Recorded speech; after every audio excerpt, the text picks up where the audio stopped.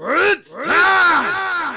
It's time! It's JFW time!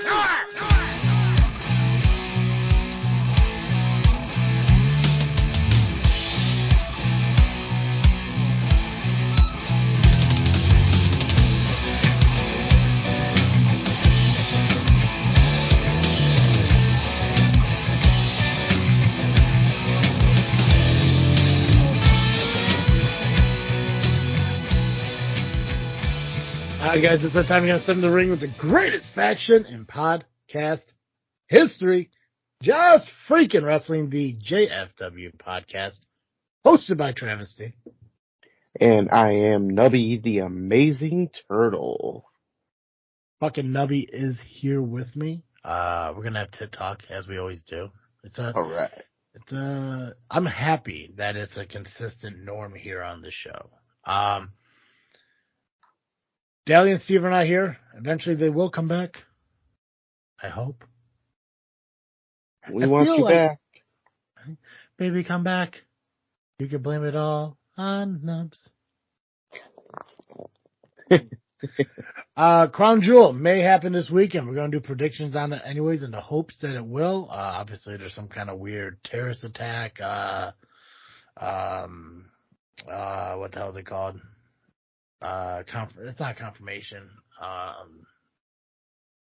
Somebody mentioned it that might happen. I don't fucking know I don't know the technical term for it. It was a threat. Thank you. There we go. Hell's bells, I should know words. There's been a terrorist attack threat announced around the same time that the superstars are supposed to, arrive in Saudi Arabia. As far as I know, I don't think WWE has had like an official press conference confirming or denying their attendance of it. It hasn't been moved. But, we're a couple days away still, so we'll see. Also, we're gonna do predictions on that. I also want to talk about another cool thing that actually popped up that I know we haven't talked about yet. And also we're going to talk about some things that have been upsetting Turtle since from this past weekend. Yep. I am very upset. He is not a happy turtle. No. Not a happy turtle one bit. But before we do any of that, guys, I gotta remind you that this episode of Just Freak Wrestling, the JFW Podcast, is brought to you by CarterComics.com. Guys, if you're just like me and you enjoy a hearty collection of comics, as I kind of start growing my collection myself, mostly just wrestling ones. I'm looking for these, I believe they're called 1608 Marvel style comics, where they take Marvel characters and put them back into like the year 1608. Hence the name of the comic, 1608. But I only get my comics from one place, and that's CarterComics.com. And you're probably wondering to yourself, well, Travesty, why don't you get your comics anywhere else? Because at CarterComics.com, I can save myself 10% on my entire order by using my own discount code, FreakNet, FREAKNET. I know you're thinking, Travis, you have a promo code for the Carter Comics? No, fool. Discount code. Promo code you only use once, but a discount code you can use over and over and over again. Think of a promo code like a condom. Use it once. Now think of a discount code as not using a condom. Just go for it. It's funny because that can go another way. So here's my thing. I had nothing for the alternate side of that analogy. I was like, I think I do. I think I have a good side to it. So let me hear it. So you're basically saying that just go into it, right? With the discount code. Yeah, just go into it. Yes. With this discount code, you can have multiple comics. Just like multiple babies. Very true. Yeah. You have one or multiple. That's right. Fill that load up in the cart. Use the discount code FreakNet, FREAK, and you could buy raw, you could buy graded comics, however you prefer to build up your collection of comics. And I know you're thinking, some of you guys are like, you know what, I really like to buy my stuff through eBay. Well, that's okay, because CarterComics.com has 4 different eBay accounts that you can search through and find comics of your choice. And if you find yourself searching through their eBay accounts or their store account, you can't seem to find a comic you're looking for, just reach out to them. CarterComics.com has thousands of titles still yet to reach their store. They have so much inventory, and they're slowly getting it on there for you guys. But if for some reason you don't see a comic and you really want one, reach out to them. See, they might have it in stock. If not, they have ways of finding comics for you. And every purchase, no matter if it's eBay or the website, my discount code FREAKNET, that's FREAKNET, will save you 10% on your entire order anytime you purchase. You want to purchase this month, use the discount code. Next month, same discount code. 3 years from now, same fucking discount code. Well, that's as long as their fucking check's clear. Discount code. So, CarterComics.com, one-stop shop for all your comic needs. And they're growing Funkos. They're starting to supply Funkos. Oh, snap. Yeah, I'm eager beaver about that shit going available when they get some wrestling ones in. Huh, because 109 isn't enough. Wait, do I got 109? I got a lot of Funkos. I have 0. Not a Funko guy? No, I'm not much of a collector of anything, really.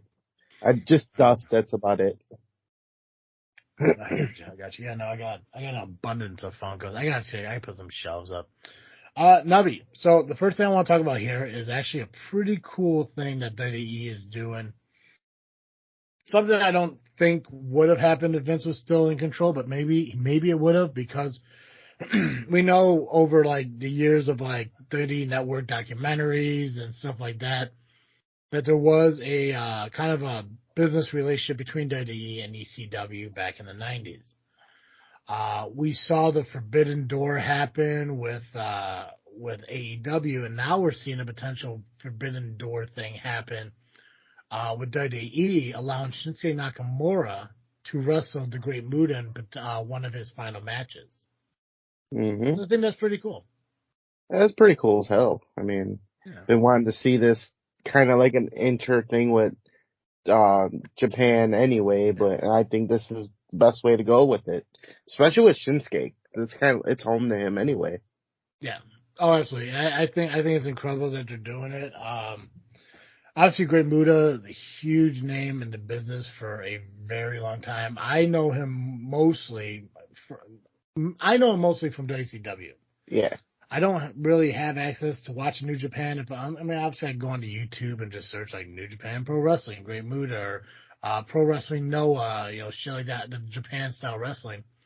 I just don't.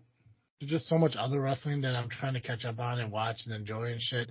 New Japan does need to be one that we need to discuss here on the show. But that's when we kind of grow this again, get more consistency with all of our hosts. And maybe I find an extra day in the week to where we could put up 2 JFW shows again, the indie show and the regular show. That's the dream. And with the lottery being $1.2 billion tonight, that dream could come true if I fucking win. I got my tickets. Yeah, so do I. What's the cost of a dream? $4 fucking dollars. Mine was $15. 15? I bought 5 with the, the extra. Oh, good for you. I bought 2, so fucking just give me this. If I win, I win. If I don't, I don't. Yeah. So I'm excited for it. I believe this match is happening on January 1st of 2023. And that works. I guess that takes the place of day one in a way. Better. I think it's better. Thank God for that shit. Stupid pay-per-view idea. Well, it was also, I don't remember if we talked about it on the last show or not. I think we did. We talked about Hell in a Cell not really being an official pay-per-view anymore. We didn't cover that, I don't think, but that is a thing that I'm happy about as well. Keep it just a special match for a special storyline. And I think doing this, they won't have to force storylines to, go ahead. I mean, I feel like some storylines were, what's the word I'm looking for? Stale. and they wanted to continue through a pay-per-view that had meaning, which was Hell in a Cell, which was one of them, I guess. But I think keeping the match itself special for a special match down the line is a hell of a lot better. Yeah. Well, I think I read, I think there was an article. Again, I wish I had a better memory. But there was something in an article I read that said that WWE might get away from the gimmick-named pay-per-views. Hell in a Cell, Elimination Chamber, Extreme Rules, TLC, Money in the Bank, shit like that, which I'm fine with. You know, bring me back Backlash. No Way Out. Shit like that. I'm happy with that. Halloween Havoc should have always been an official WWE pay-per-view in October. Right. I mean, nothing against NXT doing it, but come on now. Yeah. That's the way it should be. Yeah. Give each pay-per-view, like, something special, but it doesn't have to be a special match. A special story to tell during the show. Doesn't have to, you know, let's get away from it. Go back to the old way. Agreed. I would like to see King of the Ring come back and make it the one-day tournament. One day? Fuck that. I want it to be for 16 weeks. That's just too much. I want to drag that shit out. Fuck it. But yes, they do need King of the Ring. They also need Queen of the Ring. Well, yeah, I could see that.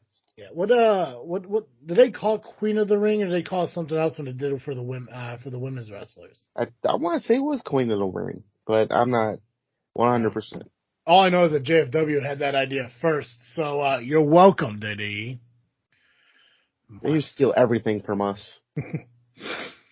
On November 1st, 2022, the Wall Street Journal reported that Saudi Arabia may be subject to a target attack by the Iran's Islamic Revolutionary Guard Corps amid the Masa Amini protests simultaneously taking place.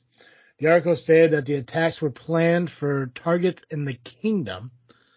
This has brought concern regarding Crown Jewel, as WWE are scheduled to be flying to Saudi Arabia midweek. WWE has yet to address the issues. So, we'll see what happens. Again, we got a couple more days for Saudi Arabia. WWE SmackDown is recorded this week. So, which for some reason I can't seem to watch last week's. I know it was on like Fox Sport 1 or some shit, but for some reason it wouldn't record for me. So I had to watch like quick highlights off of YouTube, damn it. Stupid. So right now we have 8 matches booked for Saudi Arabia. I'm going to assume that this is the confirmed and final match card, pending obviously any changes, but I don't think they're going to add any new matches. First match we're going to talk about, we're going to do predictions on, is Alexa Bliss and Asuka taking on Damage Control for the WWE Women's Tag Team Championships. After being absent for a few weeks due to an attack by Damage Control, Alexa Bliss and Asuka made their return to Raw this past Monday. They challenged Dakota Kai and Io Sky to a match for the Tag Team Championships and defeated them. The next day, the championship rematch was scheduled for Crown Jewel. I am going to go with Bliss and Asuka. I am going to go the opposite and go with Damage Control.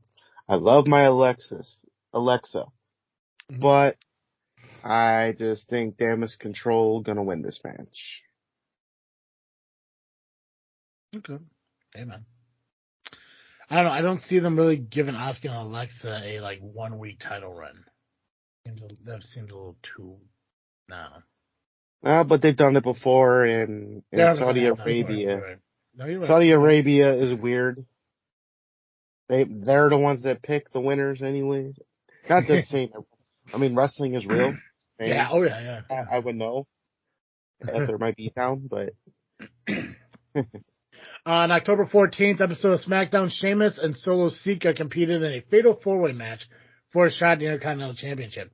During the match, Sikoa stablemates Sami Zayn and Jey Uso of the Bloodline interfered on his behalf, which Sheamus stablemates Ridge Holland and Butch of the Brawling Brutes come to the save.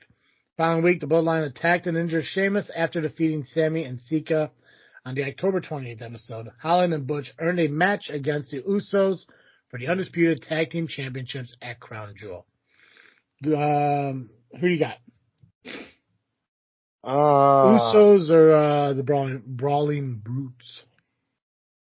I'm going with the Usos. Yeah, I'm going to go with them too. They might be Usi enough. Usi. Fucking, I can't believe that's going to be a thing. At Extreme Rules, Bianca Belair defeated Bayley in a ladder match to retain the Raw Women's Championship. On October 24th episode of Raw, Bayley defeated Belair in a non-title match thanks to the distraction of the returning Nikki Cross. No longer Nikki ASH. Thank fucking God. They are correcting these fucking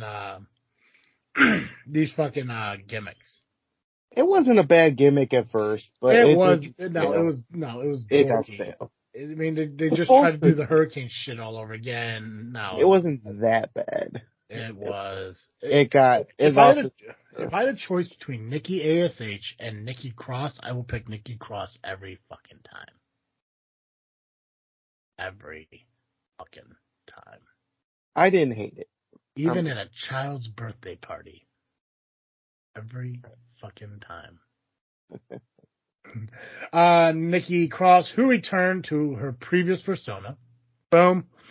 Due to this, Bayley earned another title match against Belair, which was scheduled for Crown Jewel and stipulated as a last woman standing match. So, in the last woman standing match, we got Bianca Belair taking on Bayley, and I am going to go with, I'm going to go Bayley. I'm going to say Bayley takes it. I'm going Bianca. Bianca? Okay. During Braun Strowman's match on October 14th episode of SmackDown, Omos and his manager MVP of the Raw brand appeared in the crowd. After Strowman won the match, MVP explained that they took issue with Strowman claiming of calling himself the monster of all monsters, and claimed that Strowman would look normal size if he stood next to Omos, which he does. The following week, Strowman called out Omos to confront him. MVP came out instead. Strowman stated that he wanted to challenge Omos at Crown Jewel. MVP then accepted on his behalf. However, Omos then came out and towered over Strowman before shoving him out of the ring. The match was officially confirmed on October 24th episode of Raw. Between Braun and Omos, I'm going to go... Honestly, I want to say no fucking contest, but because I have to pick one, I'm gonna go Braun. I'm gonna pick Braun. I'm going with Braun. Okay. What do we got next here? Okay. At Extreme Rules, Karrion Kross defeated Drew McIntyre in a strap match after Kross's wife, Scarlett, which, again, congratulations, you guys, for finally getting married. That's amazing, incapacitated McIntyre with pepper spray. On the following episode of SmackDown, Kross was scheduled to compete in a fatal four-way match to determine the number one contender for the Intercontinental Championship. However, before SmackDown went on the air, Kross was involved in a car accident and was attacked by McIntyre while receiving help, rendering him unable to compete. The following week, McIntyre announced that he would be facing Kross in a steel cage match at Crown Jewel. Kross, McIntyre, steel cage, who you got? McIntyre. Okay, I'm going to go Kross. Awesome this. All right. Let me see here. On the October 10th episode of Raw, Bobby Lashley listed off the names of previous wrestlers he has defeated, which included Brock Lesnar, who he faced only once and defeated at the Royal Rumble in January. Lesnar, in his first appearance since SummerSlam in July, made a surprise return and attacked Lashley. This ultimately cost Lashley the United States Championship in a title offense that occurred right after the confrontation. Following this, in a backstage segment, Lashley challenged Lesnar to face him on the following week's episode.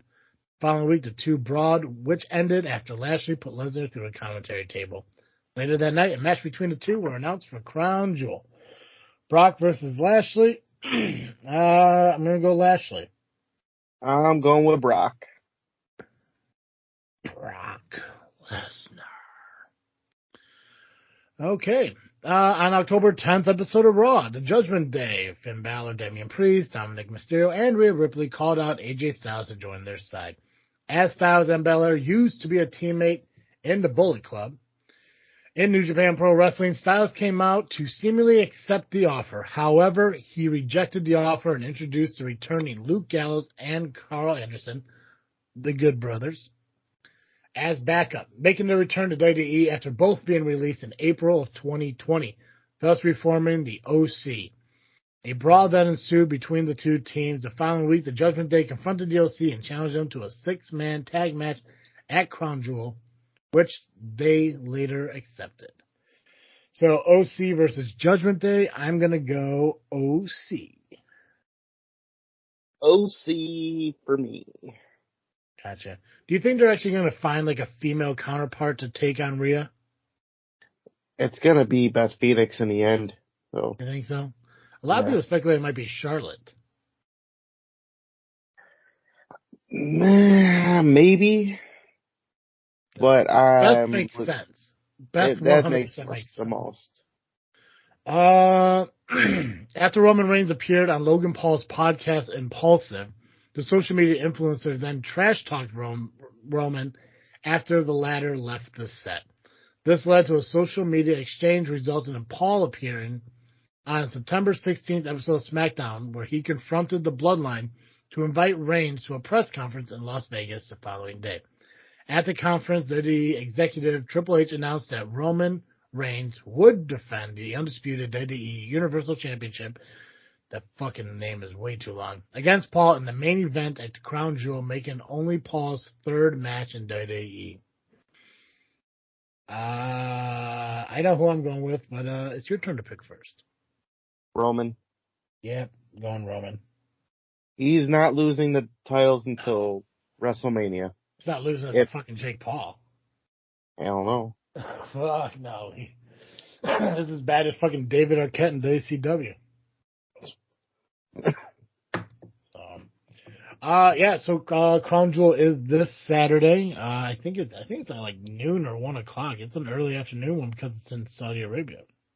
Yep. So I maybe get to watch a little bit of it before I head down to Joliet.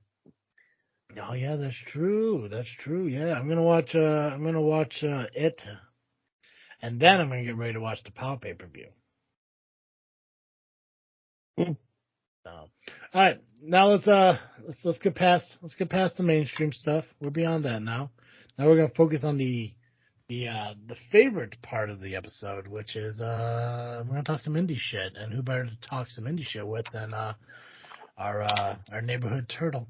So if you're ready for some tit talk, who that guy? Who that turtle guy? Who that? All right.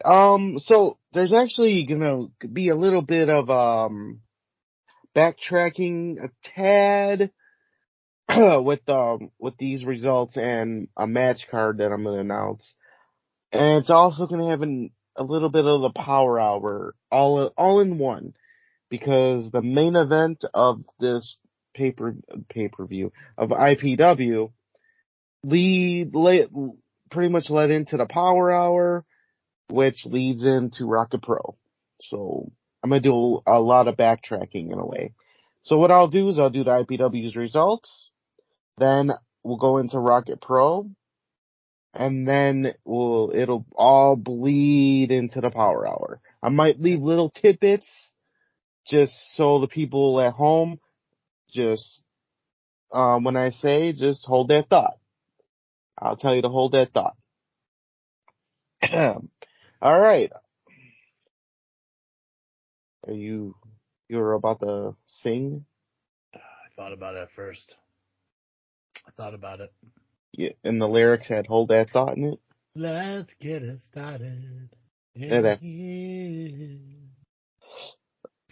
No, I don't know if I know. See, here's one thing I don't think you know about me, if I've ever done it before. I think I have. You probably never noticed it.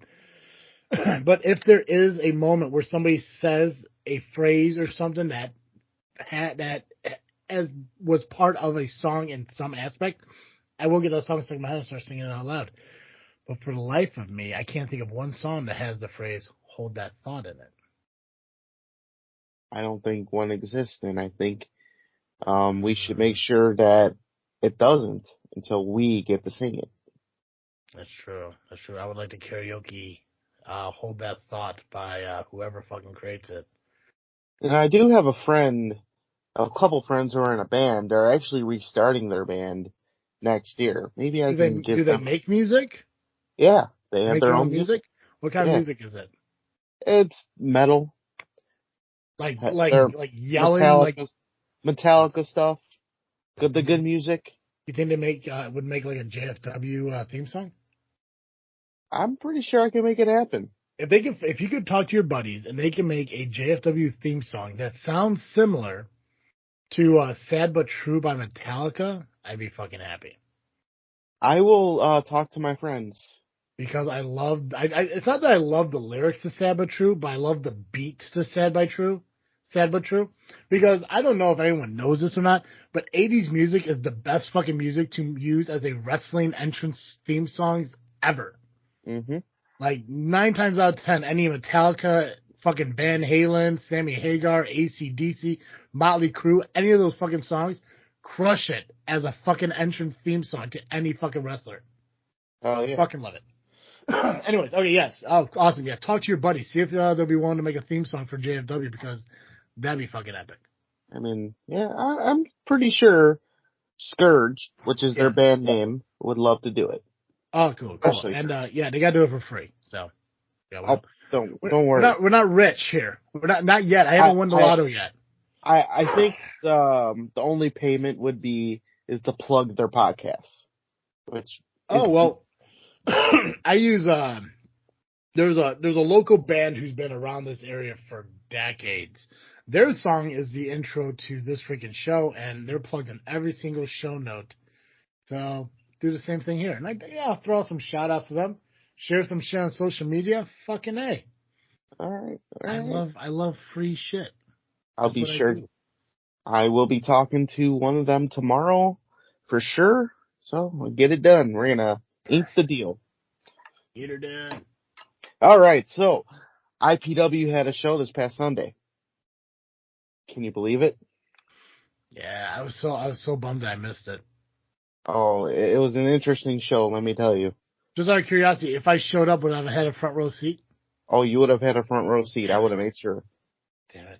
I would have made sure of it. Fucking family time really dives into my social life. Bullshit, niece.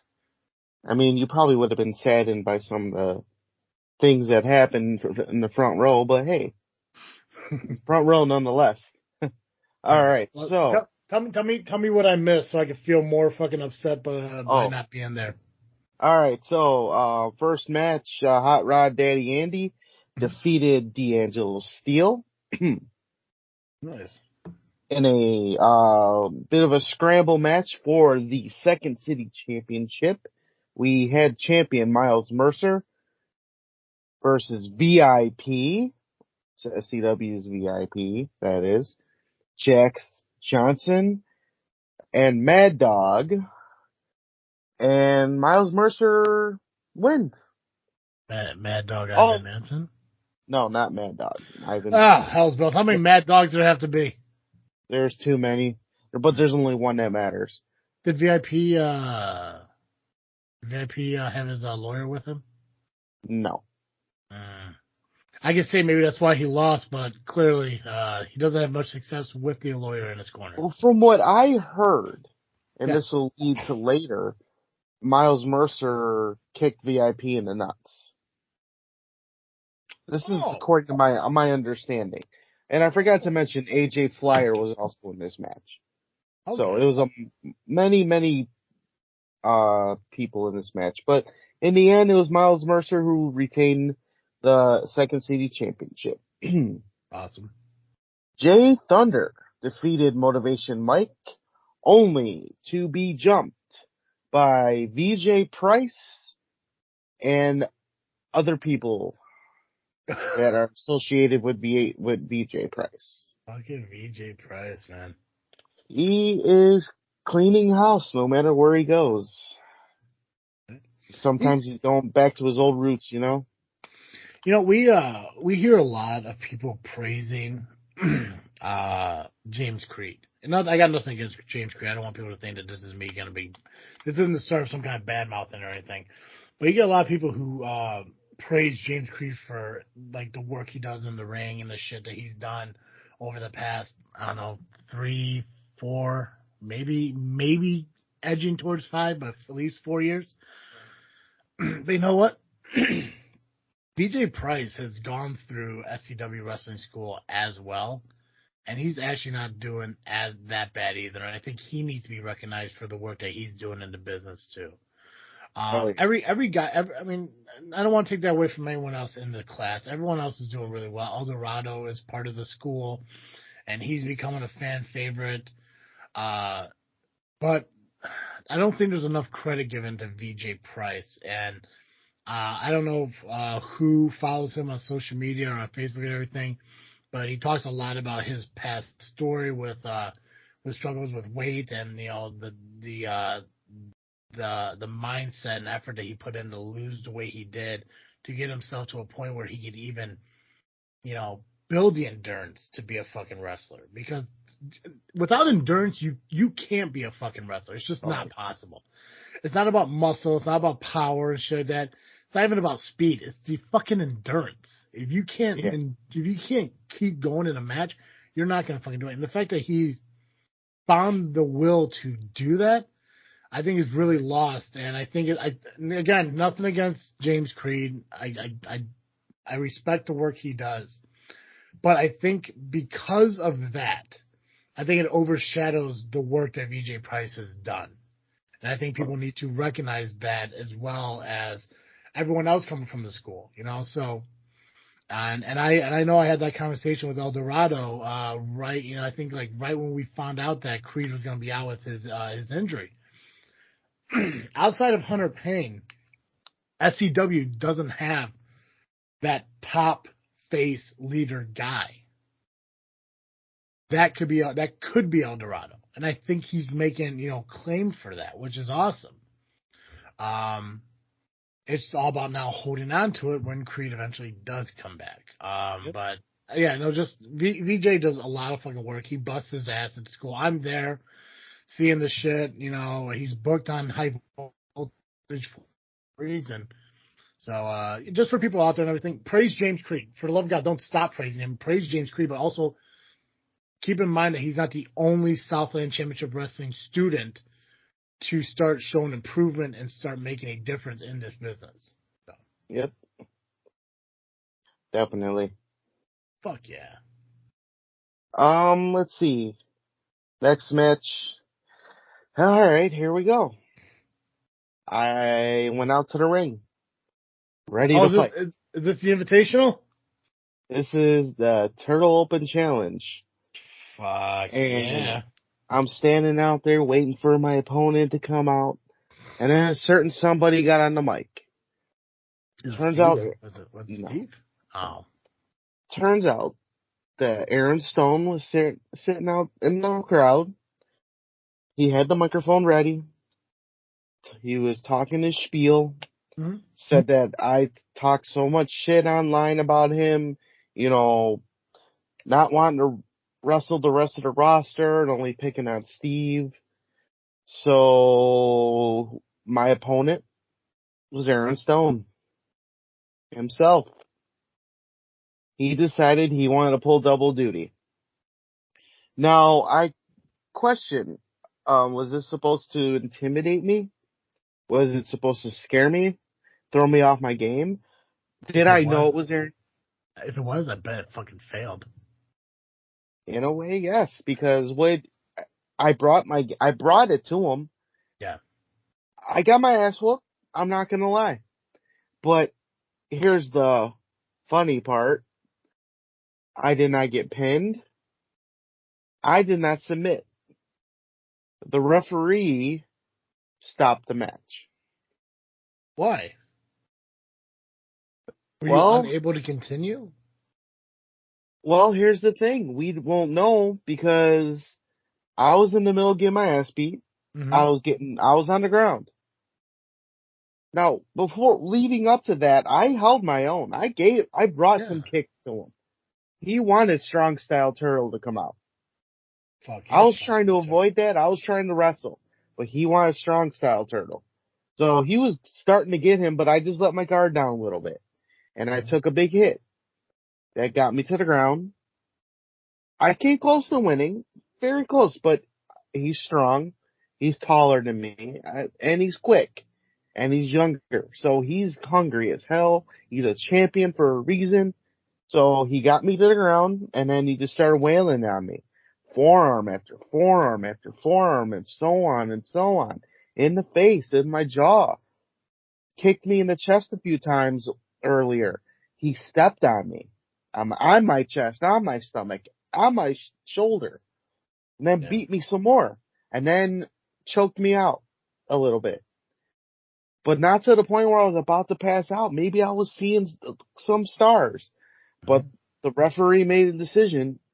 Maybe in a way it was the right call, but it was Damian Saint. So I'm just gonna throw that out there. You be the judge. And he threw the match out. Now, was I helped for the back? Yes. Was I dizzy? Oh, hell yeah, I was. But the question is, had the referee just pulled him off and checked on me and gave me a few seconds, I probably could have got up and brought Aaron Stone down. But I will say this again. I did beat him down. I did kick him hard enough to slow him down. Well, let me ask you this. For those of our listeners who are probably a little bit new to IPW, Stone, what is he for IPW? He's the current league champion. Yeah. He's been around a while. Yeah. He's well known in Galley Lucha. Been the Chicago style. Yeah. Wrestle League. So he's known. Yeah. So here's my thought on this whole situation. I'm going to assume at some point this guy did something pretty cheap shotty. I think he definitely took advantage of an opportunity that you may or may not have, left open. I wasn't there. I'm not going to assume you did. But I think the dude was a little bit scared of you. Because what sounds to me, and what I don't get about the referee, and you can kind of confirm this because you're a ref yourself, but it sounds like he should have been disqualified, not the match fucking called off. Right. So, but I think deep down, I think what he did to you, I think that's a fear thing in him. Because when you got to him, I think he kind of maybe bit off a little more than he could chew. And fuck him for that. And I'm not going to deny, he is strong as fuck. Oh, yeah. I mean, we try to, grapple, reckon Roman wrestling a little bit. He played me for a fool. I get it. Because he was able to get me down, kind of, and then stepped on my toe. So he was kind of playing dirty right off the bat. But, I gave him some kicks, and I know I got him good. Yeah. So we'll see. We'll see if anything happens again. But let me just say this, Aaron Stone. I know you'll listen, because I'll make sure you listen to this part. Fuck yeah, you do. I am not done with you, Aaron Stone. We will meet again, and what happened this past Sunday will not happen then. Just saying. After the match, he got on the mic and talk shit to Steve and saying that, you see what I just did here? Blah, blah, blah, blah, blah, blah, blah. I'm giving you a chance to back out right now. But, Steve didn't back out, and he still did his thing later on. So, I don't know if Stone was trying to prove a point. Maybe he did. He proved to me that he's tough, and that I gotta, be tougher next time. If he wants Strong Style Turtle, then he's asking for way too much. And he's gonna get it. Cause, gotta realize where I came from. During a time where Strong Style was new and exciting. From the fucking dojo, bro. The Elite Pro Dojo. Fucking dojo. Back when you're taught wrestling, not with a soft hand and you doing good, buddy? Like, oh, you threw up? We'll get back fucking in there. Right. You're done? You get it all out? Get fucking back in there. Are you dizzy? Get up and try again. Yeah. Yeah, how many squats you do? 150? I said 2. Go. Oh, Oh, God. 5 more. Let's go. Come on. I don't care if you just puked right there. Go. Squat in the puke. Right? Right? You clean up that puke while you're doing fucking bridges. Fucking go. Do it now. Good All fucking right. times. All right. So after all that, we had the beer drinking contest thing match for the beer drinking title. It involved Sean Danger, who's the champion, Diesel Trax, who's Danger's partner, and both of the Bro Brothers were also part of this. So that was Bro Bros. Fucking Bro Bros. So Bro Bros. However, this match was thrown out, if it was even a match, because a bunch of people, I believe Damian Gray was one of them. He's an idol, and he just beat the crap out of everybody, and there was a big melee. At this point, I was trying to collect my bearings at that point, so I don't know what else happened after that. A lot of drinking, I'm pretty sure happened, which is essential. For the junior heavyweight championship, Nick Diamond and Muggsy James went to a no contest, time limit draw. From what I heard, this match was a clinic. They put on a clinic for everybody. Not one hand slap or leg slap. Just want to point that out. Damn. They fit right in WWE. Oh yeah.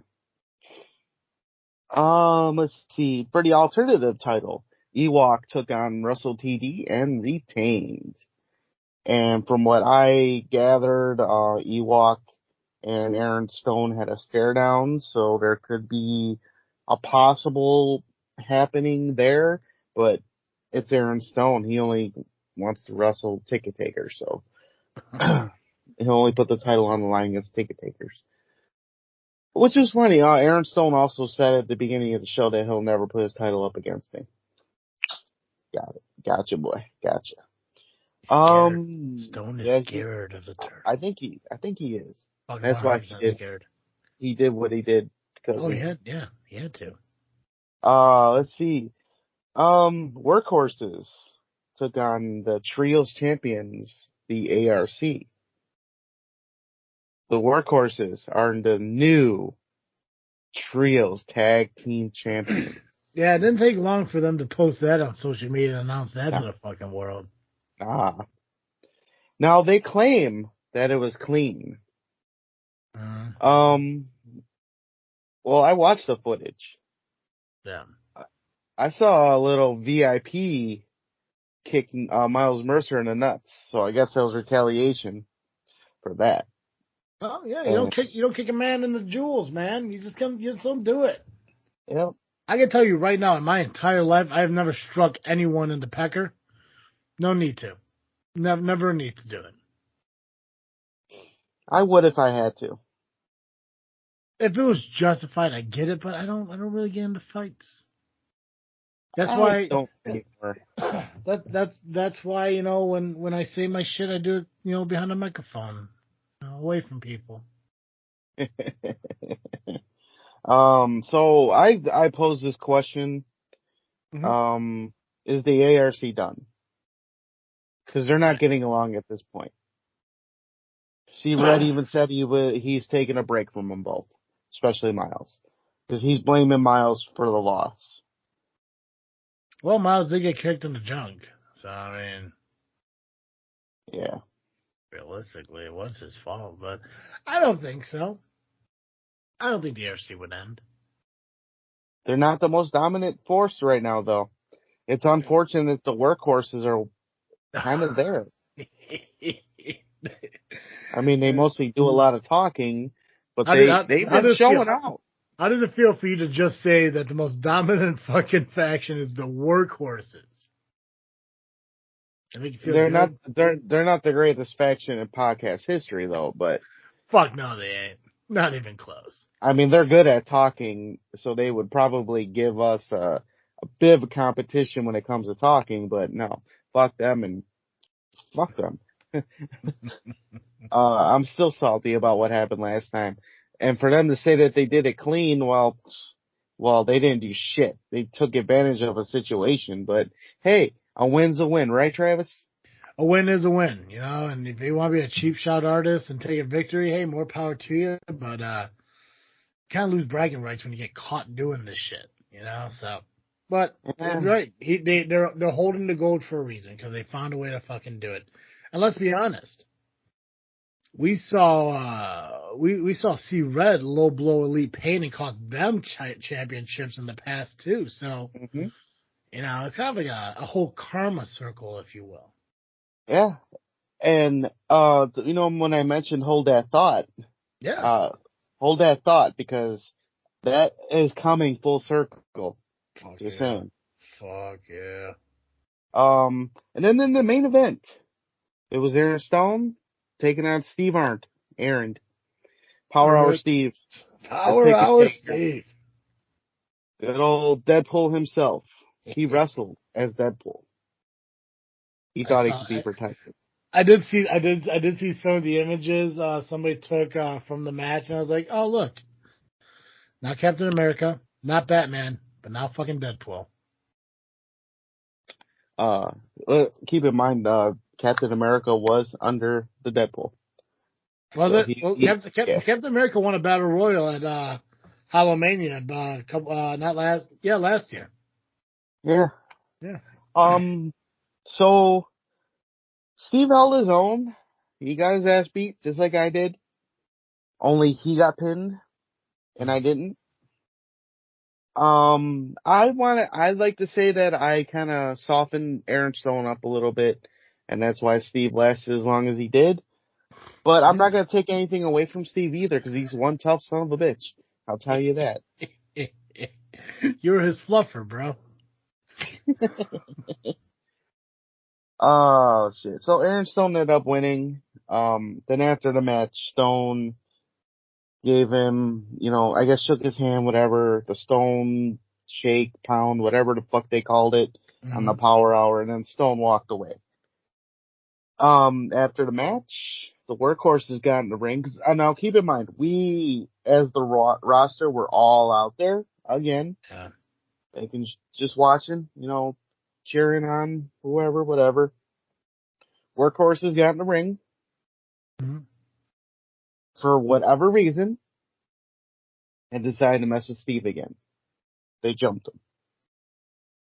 Rion Skills decided to get in the ring. And, you know, get him off of Steve. Yeah. Like a good podcast co-host should. Right. Fuck yeah.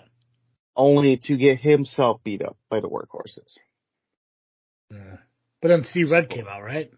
Well, C-Red and even though I was disoriented, I was fucked up in the head, you know, couldn't see one eye. I went in the ring, a bunch of us went in, and we finally just... Gotcha. Well, Steve went on top of Rion to try and protect him, but then we all just jumped in and got rid of him. It was after that, Rion blamed Steve for what just happened. Now, hold that thought. Because it comes back. Okay. So for now, I'm going to put this to the side. Okay. We're going to get into some Rocket Pro. Gotcha. And there's a reason why I'm going in this order a certain way, because I wrote out the card in a similar fashion as the Power Hour did. Some matches might be in different spots, but there's a reason why I left one match at the end. Gotcha. Certainly. Yeah, and keep in mind, guys, that normally we do record these shows on a Monday. Today we're recording on a Wednesday night. So the Power Hour you're talking about is actually the one that happened last night? Yep. Okay, gotcha. I just want to double check it. I want to make sure I didn't confuse myself thinking you're talking about last week's, but you are talking about the one that happened this week. Right. Gotcha. Okay. All right, so Rocket Pro Wrestling returns to St. Joe's Park this Saturday, 700 Theodore Street, St. Joliet, Illinois. Doors open at 4 p.m. Bell time 5 p.m.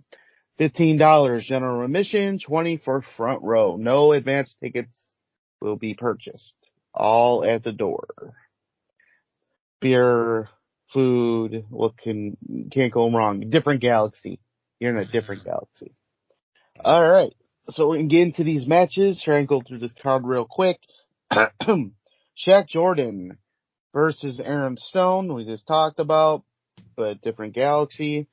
Versus Bad Buns, and I believe Quinn Whitlock was added to this match. Oh, nice. Because of his win from last month. It is the Rocket to the Top ladder match, and the winner gets a briefcase of some sort and gets to use it whenever for any title. So this match will definitely be interesting. Marche Rocket will be taking on one of the damn Coyotes, Connor Hopkins. That should be an interesting match. How Marche is going to be after his loss to Grin last month in that casket match. That's true, yeah. We don't know where his head is, and I have not seen Marche since then. I haven't heard yet. I haven't heard much about him on social media or anything since his loss. Yeah. I mean, he was doing his thing in NWA, but that's NWA. That's another galaxy too. But when it comes out here, what is up with Marche? Why is he hiding? Especially coming back to the same venue where that loss is at. Like, I'm sure he's gonna drum up some fucking memories. Oh yeah.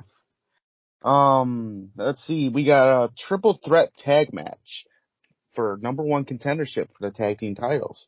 We got the Bang Bros versus Drinking Class and versus the Damn Coyotes, which is Damian Deschain, Deschain and Brooks Burna. There's 3 Coyotes? There's like 5. 5, gotcha. Or 4, something like that. We got Christian Rose, Deschain, Brooks Burna, Connor Hopkins. So that's 4. Gotcha. Right? Something like that. More than 3. Right. Yeah. All right, now we got Damian Gray versus Shogun Chris Logan in a strap match. And it's not the touch of all 4 corners strap match. It's been confirmed. Just pin and submission or whatnot. It was confirmed by your buddy, Damian Saint. God, what a guy. What a fucking guy. I don't know why you guys don't like him. I really wish I understood why. It's just some things he's done, but whatever. I'm accepting that he's a decent GM. He's making these matches. He gave me what I want. So I didn't appreciate him slandering me on a recent podcast, the Windy City Slam podcast hosted by Mike Pankow. Whoa. Are you plugging other podcasts on this podcast? Only because he plugs me. Does he plug us? Does he plug us? He will. Eventually. Oh, he will. You fucking better. No, I'm kidding. It's cool. I do like talking about other podcasting shows and everything. That's why we talk about the Power Hour. So that's totally cool. But now that I know, I gotta go see what Damian Saint said about you. Well, he's just saying that I basically disrespected him. I never disrespected him. I don't know. Did you ever respect him? Because a lack of respect is disrespect. I had no feelings towards him, really. I had opinions on what he has done. I don't think that warrants disrespect. Really. Gotcha. Well, I guess everyone's got an opinion, right? That's true. They're like buttholes, bro. And sometimes they stink. They all stink. Every single one of them. Not a clean butthole in the fucking world. But I do respect Damian Saint. I haven't met the guy, but he seems wonderful. Of course. Because he likes you. Yeah, I'm a likable fucking guy. So I've heard. Yeah. I also voted no on Steve sitting at the show, so. Oh. You would. Yeah, well, it's funnier that way. I was going to go with Dog Kennel, but I was like, no, I can't do that shit. Fuck no. Anyways, go ahead. So, for the heavyweight title, The heavyweight champion Christian Rose will be taking on Cody James in a street fight. Fuck yeah. Huge fan of Cody James. I would love to see him more in SCW. He is booked a lot, which is awesome. Yeah, he is. Yeah. Let's see. For the Intercounty Championship, we got Kevin Cade of the Idols versus the newest champion, Maximus Orion, in a submission match. Awesome. This should be fun. In a special match, I guess it's the fan favorite match, even though one of them is only the fan favorite, the other one's not so much. Garrison Creed makes his return after injury he suffered earlier in the summer, be taking on Ryan Matthews. Everyone's favorite, Ryan Matthews, apparently. He sounds jealous. I ain't jealous. Okay, I hope so. I hope not, man. Nah, I don't get jealous. Right? And if you ever do, just remember that pop you came out to at that Battle Royal. Damn right. Yeah, I got a pop for beating his ass, so. Fuck yeah, he did. With his own face. With his own fucking face. Fuck yeah, Holmes. Alright, a fatal four-way for the Outer Limits Championship. We got Campbell Myers versus Conan Lycan versus Solomon Tupu versus the Outer Limits champion Gunnar Brave. This match is going to be fire. They are all students of Black and Brave.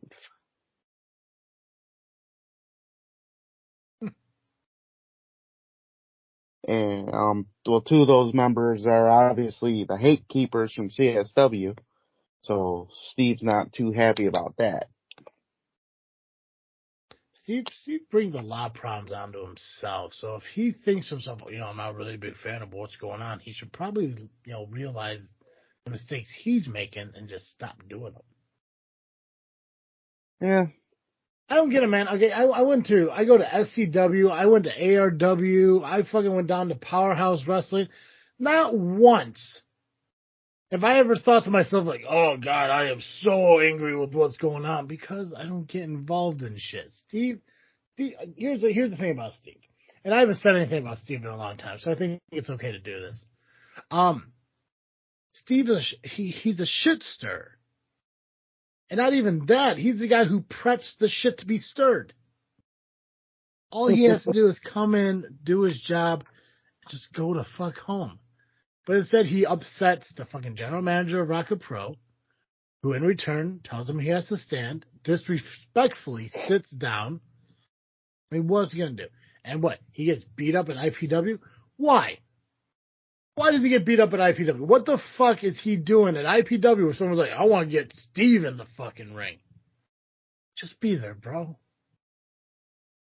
CSW, just announce fucking people. Put some fucking matches together and then just sit off to the fucking side.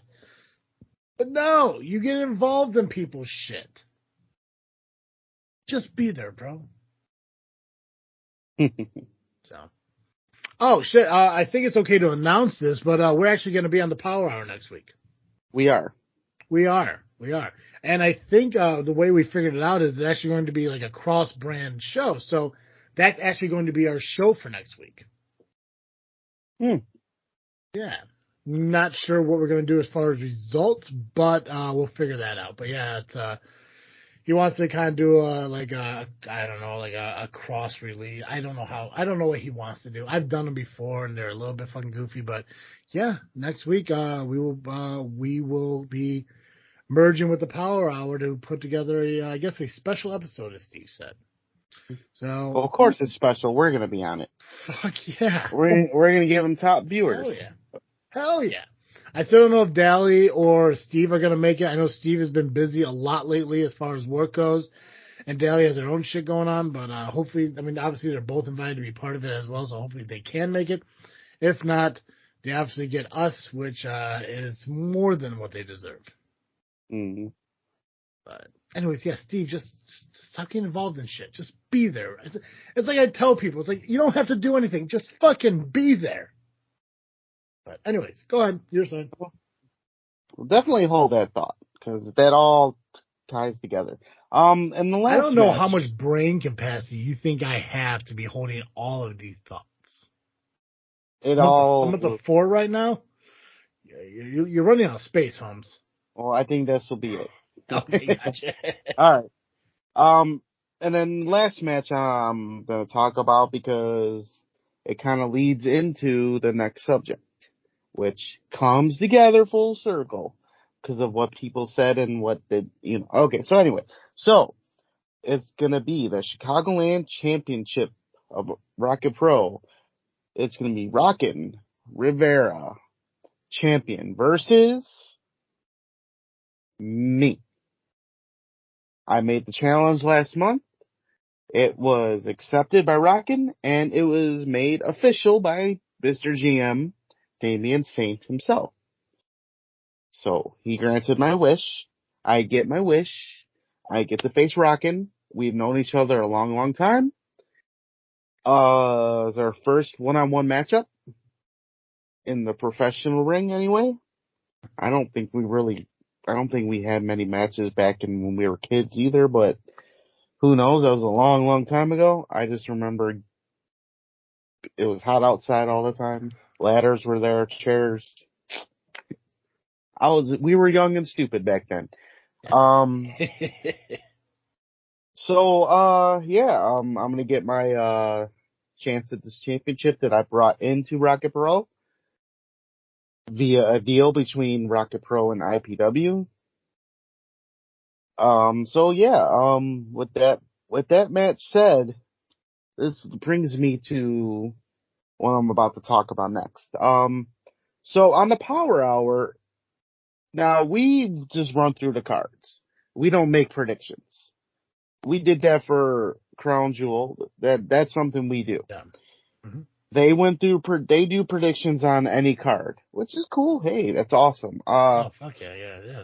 I mean, maybe one day we'll do that, but you're still getting familiar. You're still getting familiar. Yeah, I'm still trying to learn about people and shit. Like, there's gonna be a day where, when I ask you about a wrestler, I don't have to say, "Hey, who's that one girl who was at Northern Lights that one?" Yeah, shit like that. Because there's a lot of fucking people out there, and I just haven't met all of them yet. But one day I'd like to. Right. I still like to make a Rocket Pro show, and maybe even get up to a POW. I gotta watch POW. That's later. I'm sure my match will have happened by then. So I just gotta drive all the way to fucking Joliet to watch you and then head home? Yes. Set up your camera for fucking Facebook Live and I'll watch it then. Oh, okay. Yeah. Duo me on fucking Android. Yeah. Yeah. Okay.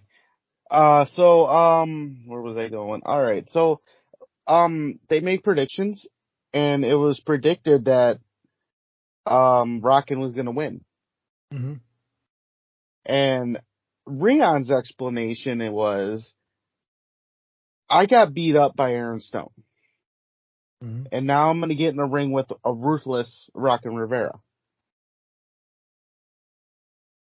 So he used the term, now I forgot.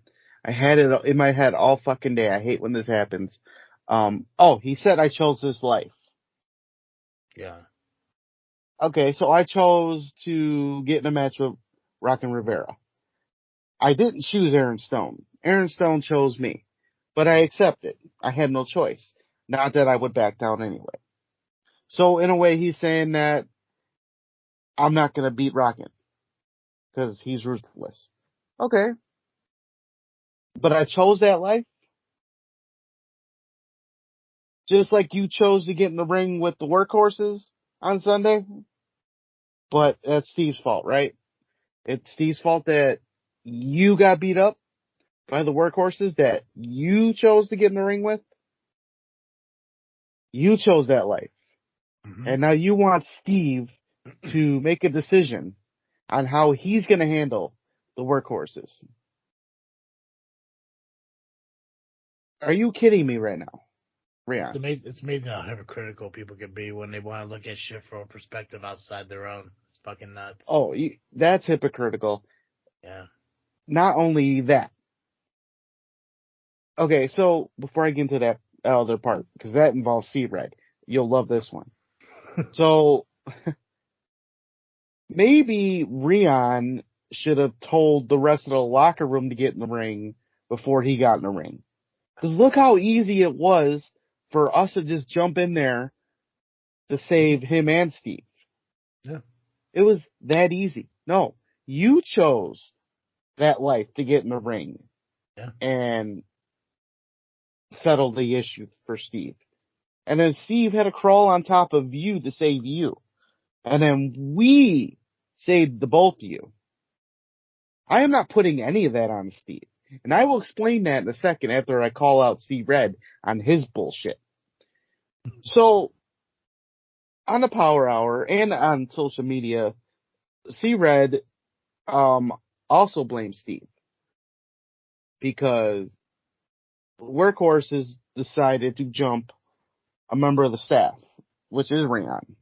And now C-Red all of a sudden is scared for, the people of the building, the vets of the VFW, the children. Okay, C-Red. That's all fine and dandy. Where was that mentality when you jumped Hot Rod Daddy Andy with a championship? How is that safe? Hypocritical bullshit you're talking here. You're going to sit there, blame Steve for the Workhorses. Granted, Steve likes to run his mouth. We get it. Yeah. But let's look at the Workhorses as a whole. Mm-hmm. Look at what they've been doing beyond IPW. They're doing the same shit at ARW. Mm-hmm. Anybody getting blamed over there? The Workhorses are doing what they do. They just decided this time, let's take the easy way in. They chose Steve. And Steve admits this on camera a lot. He's an easy target. Okay. Yeah. No, 100%. But the thing is, he wouldn't be a target at all if he just stopped running his mouth. Here's the thing. Steve is a man. He's going to stick up for himself as a man. I'm going to do the same thing. I'll stick up for myself. I'll stick up for other people too, but that's just me. But the point is, the Workhorses would have done this either way. Even if they didn't go after Steve. They just didn't have to work as hard when going after Steve. Sorry, Steve, but like you said, you're an easy target. So they saw an opportunity. I still think they would have done a lot to get into IPW. And how is it Steve's fault that IPW gave the Workhorses a contract or a deal to get a contract? This is IPW's fault. Mm-hmm. Steve can run his mouth all fucking day. But in the end, IPW, they made the deal. Yeah. And Rion, you gave out the information. So, again, you can't put this on Steve. Because IPW made the decision. And I think the Workhorses would have gone in there either way. But C-Red, again, you hit Hot Rod Daddy Andy with a championship. And had your boy win. Helped him win. So don't sit there and talk about safety issues when you use the weapon. And Rion, again, you stepped in that ring. So don't tell me I chose this life because you chose that life too. Yeah. It seems like it's the same old song and dance when it comes to what people want to say as far as it goes, Steve. Now I like Steve. I don't want people to think that I don't like Steve. I consider me and Steve, in a way, acquaintances in the business. Maybe friends. I don't know. But the thing is, I know he doesn't like when when I speak my mind about him, and I get that because some of my shit is maybe a little too aggressive to what he does. But again, you said it, and you're absolutely right. Steve is able to say whatever he wants. He's entitled to say whatever he wants because he is willing to go and back it up. I don't choose to go that route because I don't want to get involved in altercations with, people who have short fuses and bad tempers. Steve will step up to anybody and say whatever he wants. He front line of SCW against POW. We've seen it. I think from what I'm hearing, because I wasn't there at IPW, but from what I'm hearing is that fucking C-Red needs a scapegoat for the loss.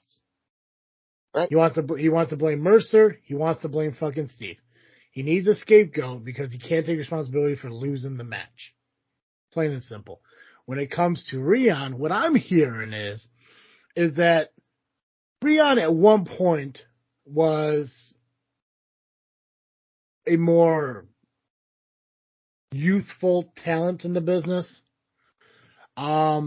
And I think he might be a little bit embarrassed of the fact that Steve had to crawl on top of him to protect him from getting beat up.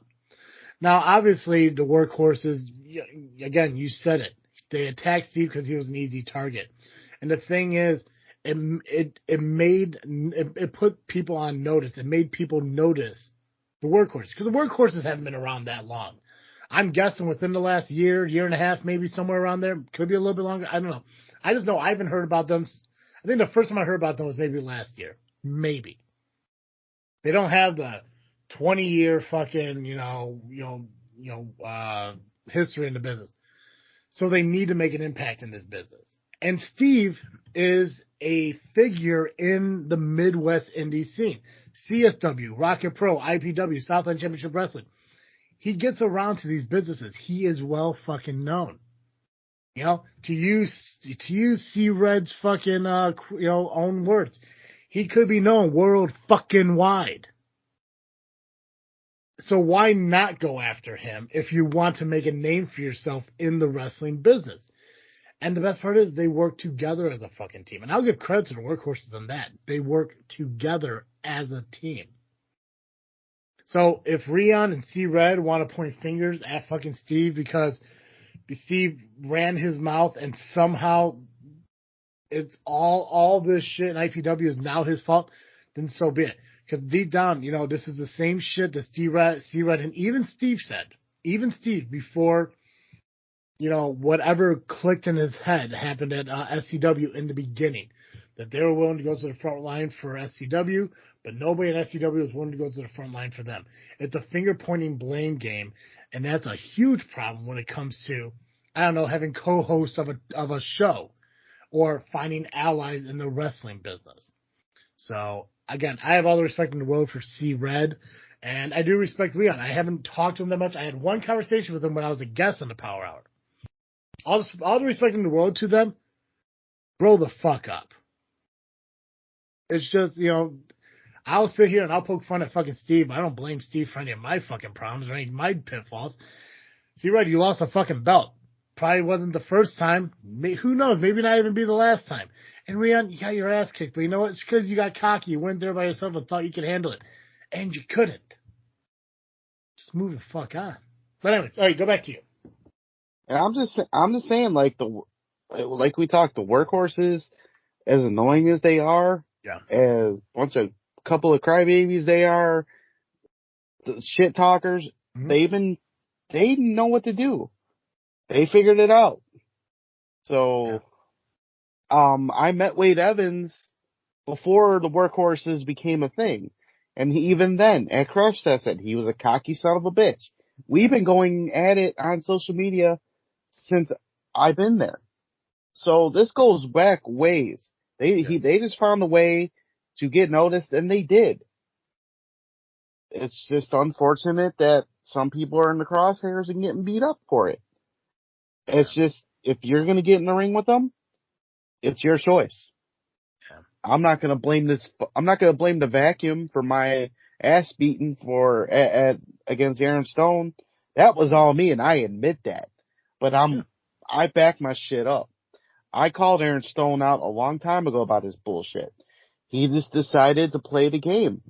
He did it. Kudos to him. Next time, it's going to be different with me and him. I know. I just know it will. He may be on the ground. But point is, don't point fucking fingers no. when you're the one fucking it up too. Yeah. So the moral of the story is it's not all Steve.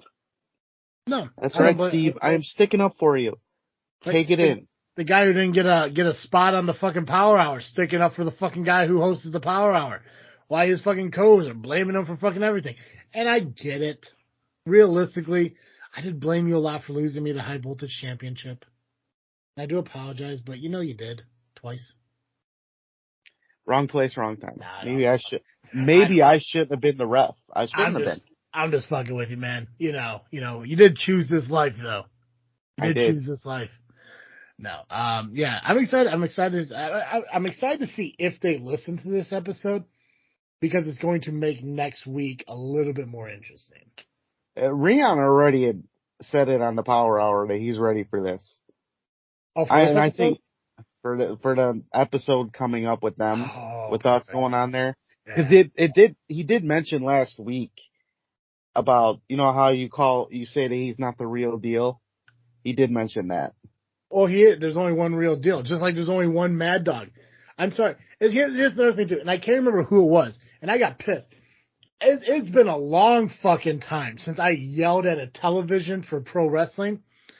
But it was either last week or a couple weeks ago. I was watching NXT, and they referred to somebody on that fucking show as the human highlight reel.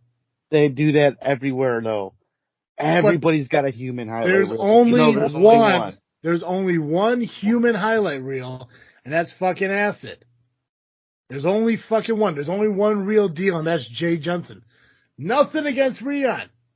I get it. But there's one real deal.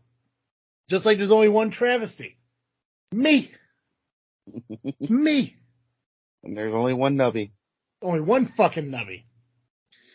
No, I'm really excited. Yeah, I gotta listen to a show. I didn't get a chance to listen to a show yesterday, so I'm gonna have to listen to that. Maybe on my way into work tomorrow. But anything else you got to add to the? I got nothing when it comes to these shows. Northland has a show. We got POW. Yeah, POW to talk about. Northland has a show. Yeah. Just go to Northland Pro Wrestling on Facebook for their information. I don't have any matches listed. Maybe they do. But yeah, they always put on good shows. They've been stepping up their game a bit. So interesting shit going on up there. All right. I'm done with IPW and Rocket Pro. I think it's time for a little bit of SCW presents Wrestle Rage. I mean, POW Entertainment, Wrestle, whatever. You want to take this or? No, dude. Hey, this is tit time, bro. This is tit time. This is the thing. I love being able to just to respond to what other people are saying. It gives me a break. It gives me a complete break. But I'll be here for you. But you got the list in front of you, so. All right. So yeah, I'll just go through the information. Obviously, Wrestle Rage is Saturday as well, November 5th. Yep. POW presents Wrestle Rage. I mean, SCW presents it. Rage 20 years in the fucking making. Good for them. It's going to be at the Brower House. I guess I don't really need to give out that info because they're going to be on pay-per-view. That's right. They sold out. Thanks Which to us. Isn't it amazing that they sold out the same show that Southland Championship Wrestling is on? Exactly. We are the reasons why they sold out. It's just a weird coincidence. Like, they officially sell out a show as because SCW's on the poster. Coincidence? They never, in the history of Wrestle Rage, I have never heard them sell out. Because if that was the case, I probably wouldn't have been able to go to one of their Wrestle Rages. Yeah, so nutty. What a weird coincidence. And here's the other thing, too. SCW, they have pay-per-views, and what a coincidence. Now POW has a pay-per-view. It is interesting. Oh, there is a reason why I did see a member of POW talking to our video guy who tapes our shows on pay-per-view. I gotta tell you, it's a nice breath of fresh air to see fucking Jimmy uproot himself from the fucking bed like Grandpa and Willy Wonka in the Chocolate Factory to come into 2022 with some new fucking ideas like, I don't know, putting some popular people on the card like SCW or Let's stream it live on pay-per-view. Boom. Wow. Golden fucking ticket, Jimmy. Golden fucking ticket. Crazy. So the doors open at 5:30 p.m. Video presentation of the past year will be at 6:15. The actual show will start at 6:30 p.m. No tickets available, as I said, as they are sold out. Go figure. This event will be on pay-per-view just for $15. Yeah, and obviously you can find the link at POW Entertainment on Facebook, but we'll find it for you guys as well, and we'll share it on our Facebook for you. So they give you step by step on what you have to do, so it should not be an issue. So let's I guess we'll run through it. Yeah. Let's talk about this match card. This huge ass fucking match card. Oh. Hell yeah! I mean, let's start with the Hall of Fame. We all love Hall of Fame. Gotta go Hall of Fame. Not familiar with these guys. Maybe I just haven't, I'm not around. Justin James and Russ Boggs are receiving their Hall of Fame awards for this show. Let's see. We got the Zebra Kid Memorial Battle Royal. Battle Royal. That's an open invitational battle royal to anybody. Mm. Even the turtle. Even Travis T can get. Oh yeah, no, I don't do that shit no more. Maybe superfan Steve. Steve, as long as there's no women in the match. That's true. Steve, 100% could do it. Nobby could fucking pull double duty that night. Double show that night. I might even bring a championship into the battle royal. You'd be crazy not to. Yes, you know what? It wouldn't be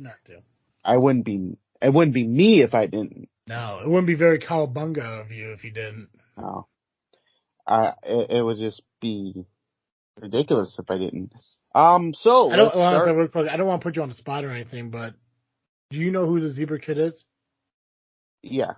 Could you just tell everyone who it is? I think somewhat. I was familiar with him. A legend in the business. He was the Zebra Kid. What more can I say? Yeah. It's cool it's cool that they do the Memorial Battle Royal. It's not just a generic battle royal, but it's to commemorate somebody who made an impact in the business. I think that's pretty cool. He is a legend in the business. Mm-hmm. It's unfortunate that he's no longer around. Yeah. I believe I met him before years ago. Good dude. Had a good conversation with him. I believe. I'm just having a hard time remembering things. You get these mental blocks. Like you remember having conversations, but you just don't remember. Well, here's the thing, Nubby. You have I want to say nearly 2 decades. C-Red will say 18 years or whatever. But there's a lot of information. It's a lot of jobs. It's a lot of venues. It's a lot of, referee matches and matches and stuff. For me, I know I've heard of the guy. I've never seen him wrestle. But I think his biggest moments in the business was like that area where I kind of hiatus myself from pro wrestling. But I heard he was a pretty cool dude, and it definitely impacted a lot of people when he passed. Yeah. All right, let's get into the matches. Heavyweight Championship. The greatest POW heavyweight champion in Max Holiday. Longest SCW heavyweight champion, too. I mean, longest reigning 3-time SCW heavyweight champion. He'll be taking on Mateo Valentine. Mateo,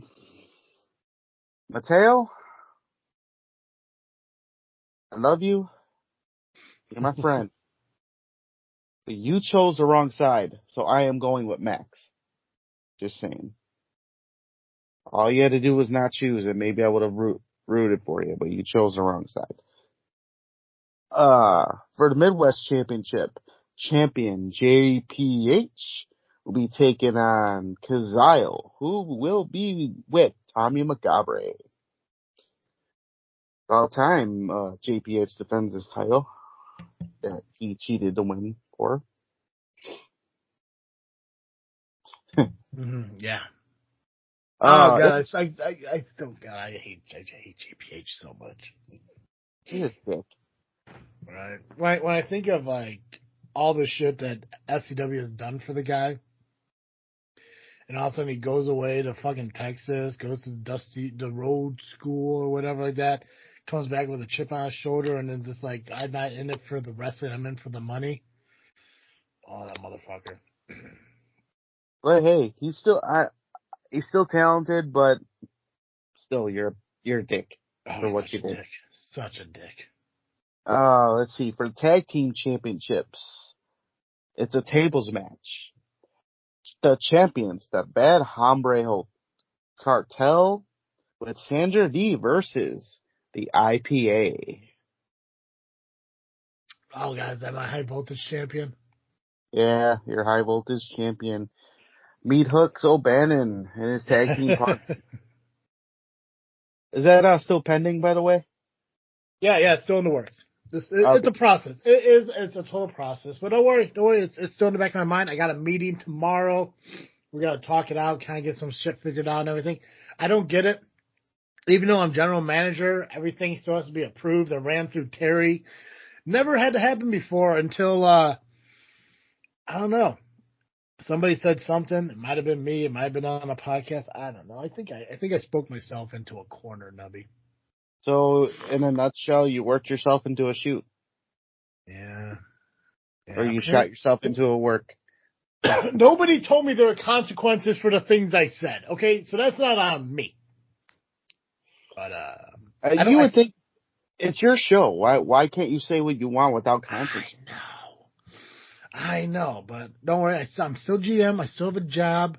So now there's fucking hoops and processes, whatever. But too much paperwork for my life. All I know is that I do work for a great company who is being managed and led by a really great guy who I 100% respect. I think he does a fantastic job, even when he's not there. And it's not because he doesn't want to be there. It's because he has prior obligations that are SCW related.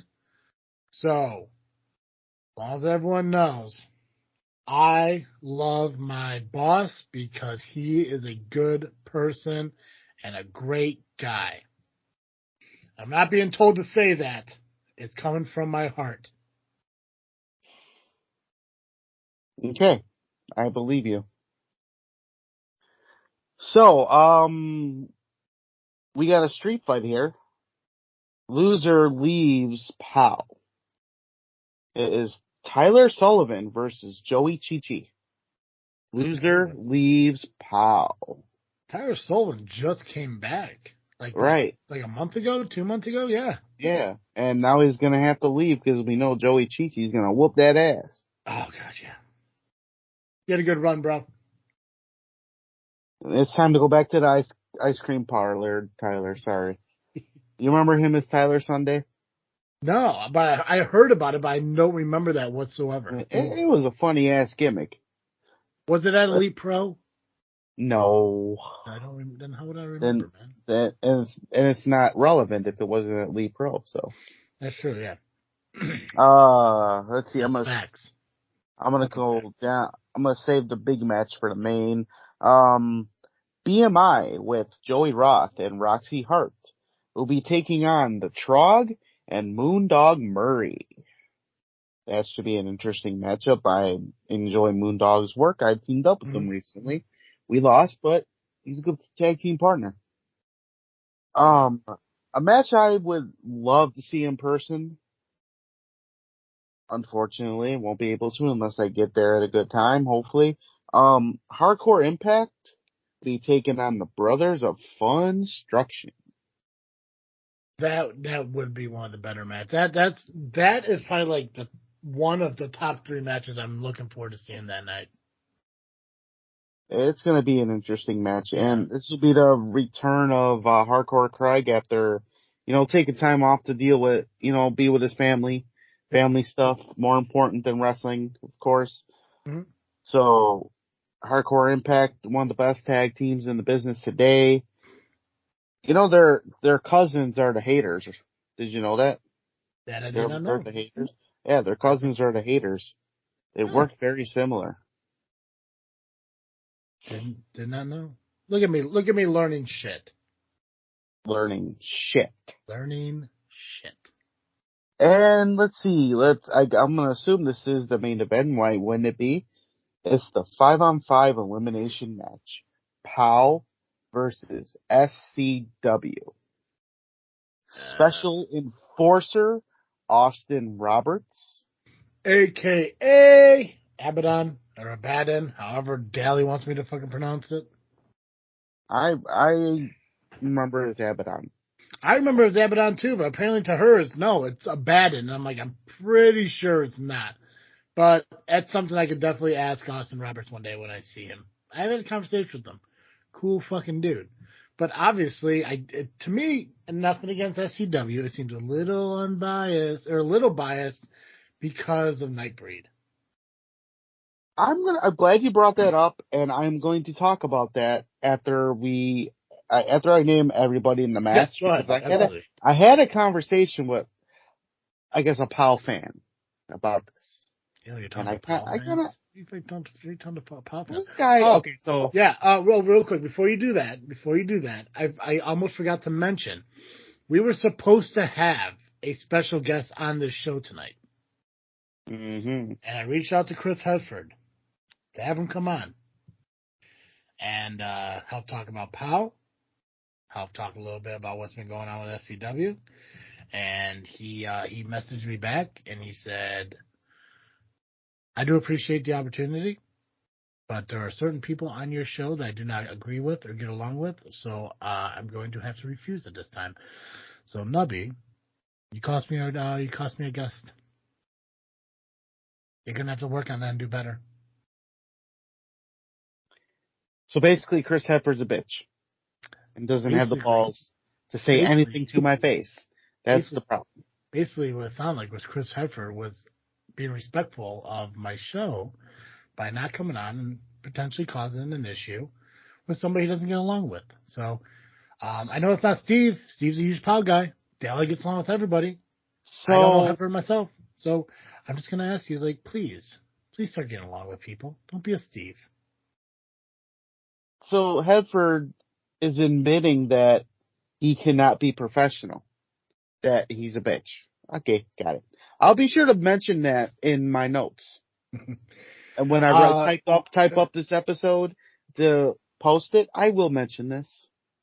There has been discussions, though, that he may come on the show post Wrestle Rage 20. So, so he's going to apologize to me after, SCW wins. Who knows? Maybe he'll congratulate you after you win the Battle Royal. Right? See? So who knows, but no, definitely in the talks. Also, I don't know if Damian Saint listens to our show, but again, the request, the invitation is still there for you to come on to the show and talk. Yeah. I'll have to mention it in the next meeting. Yeah, don't let Turtle deter you guys from coming on this show. I'm not saying I'll get rid of him, but if you need, no, I'm kidding. I love Nubby. Nubby's not going nowhere. Anyways, okay, go ahead. Let's talk about who's in the match.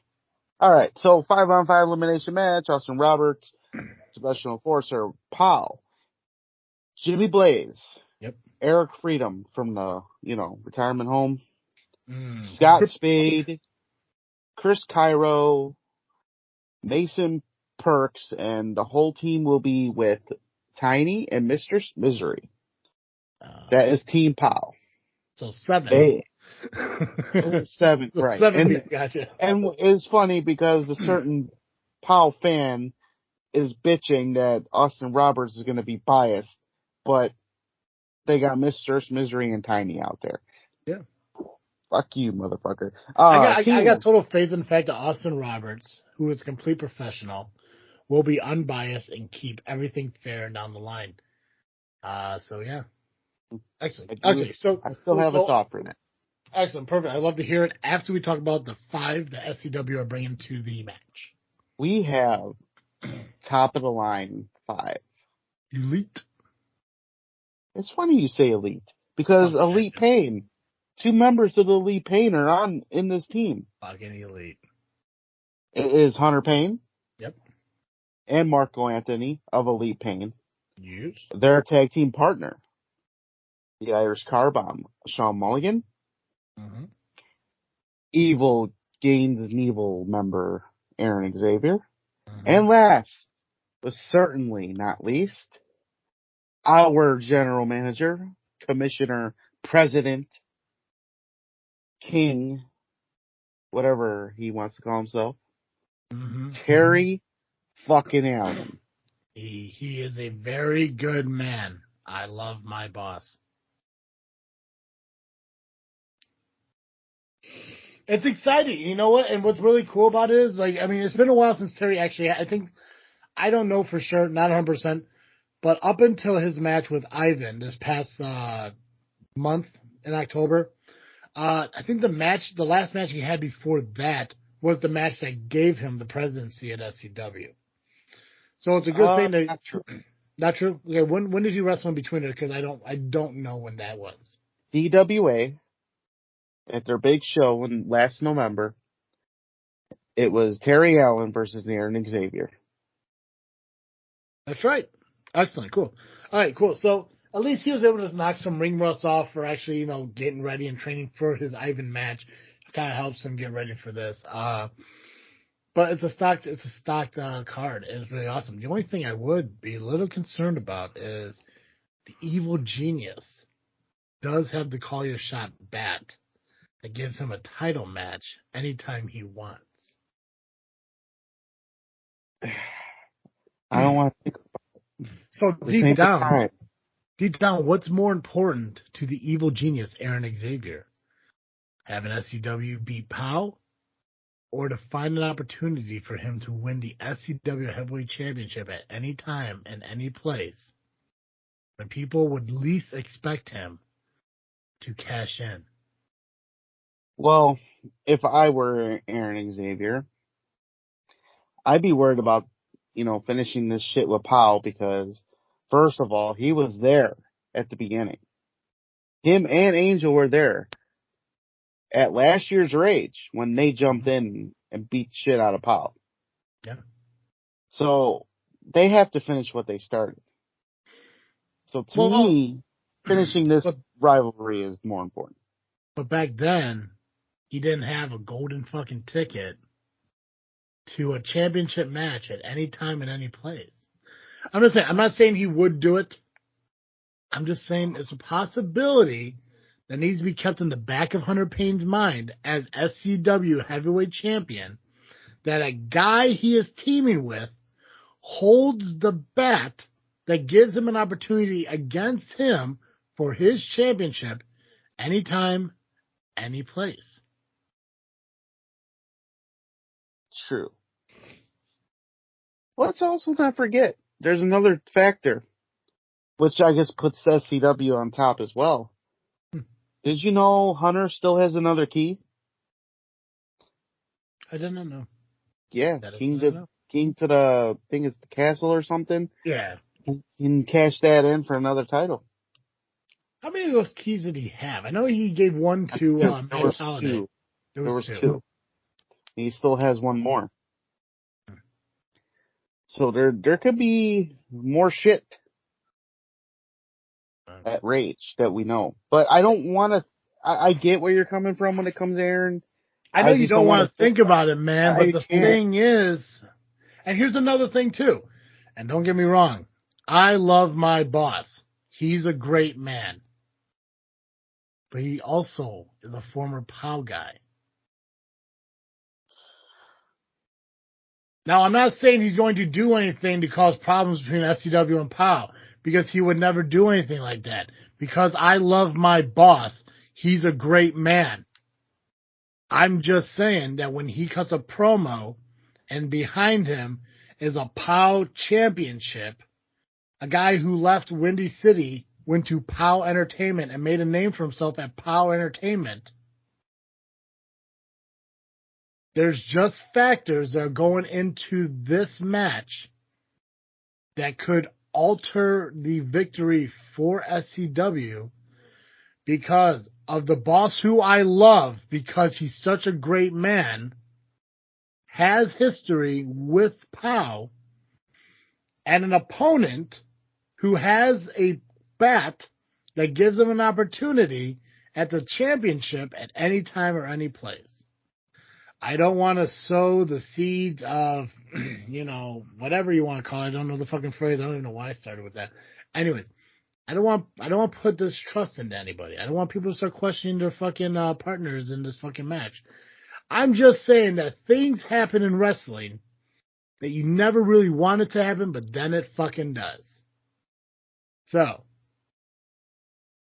could SCW beat POW? Absolutely. 100% no doubt. But it all depends on the mindset of the guy who holds the call your shot bat, who can have a championship match at any time or any place.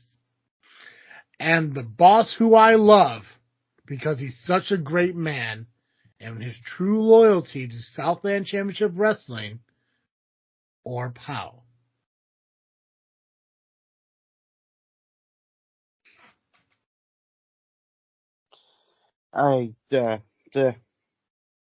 SCW is going to win.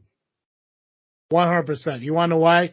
Because my boss is on the team. The one I love, because he's such a great man. It is definitely a pay-per-view you guys need to check out. Like I said, the link is on POW Entertainment's Facebook page, and we will post it onto our Facebook page as well, so you can find it in multiple locations and stuff. Because it is a must-see. Not for the sheer fact that it's a stacked fucking card, but because Southland Championship Wrestling is there. And you're going to have an opportunity to see guys like Elite Pain, Mulligan, Aaron Xavier, Max Holiday. You're going to see these guys fight for SCW. This isn't like this isn't WrestleTopia, where it's, POW versus SCW the entire show. Obviously, there's a lot of POW versus POW guys, which is fine. But at the end of the day, what matters most, and I'm not taking away anything from anybody else's matches. Don't think that I'm trying to say that. But at the end of the day, what it comes down to for SCW is that elimination match. Mm-hmm. And they gotta leave everything in the fucking ring. That's and right. Pray to God that they put, other feelings aside for the night and focus just on the fact that SCW could stand tall and can remain a top company if they just fucking work together and not be selfish or petty in any way. Like a guy who holds a bat that gives them a championship opportunity at any time or any place, and a boss who I love because he's such a great guy, and his relationship with POW Entertainment.